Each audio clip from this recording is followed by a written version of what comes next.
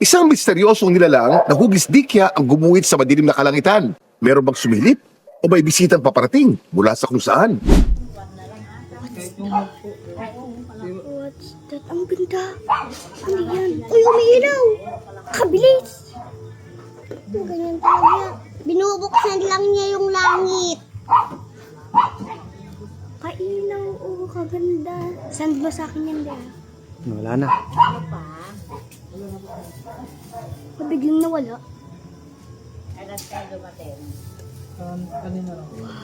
Naging usok, naging ulap. Ito bang isang liwanag sa kalangitan na mapapaisip kayo kung ano nga ba yan? Bakit ang araw naging kulay pula?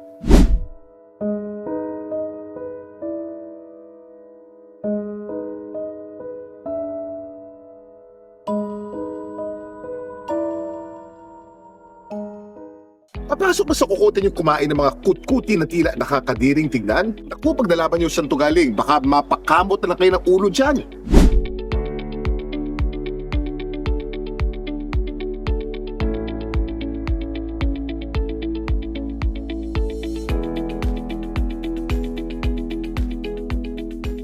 Alanganin pusa, alanganin diga.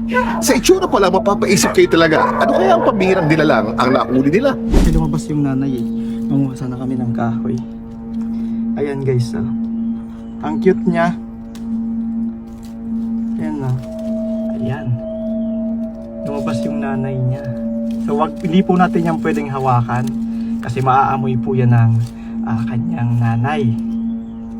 Ayan, ang ganda. Ayan, nasa butas lang siya ng kahoy. Ayan, sana ay hindi siya matuklasan.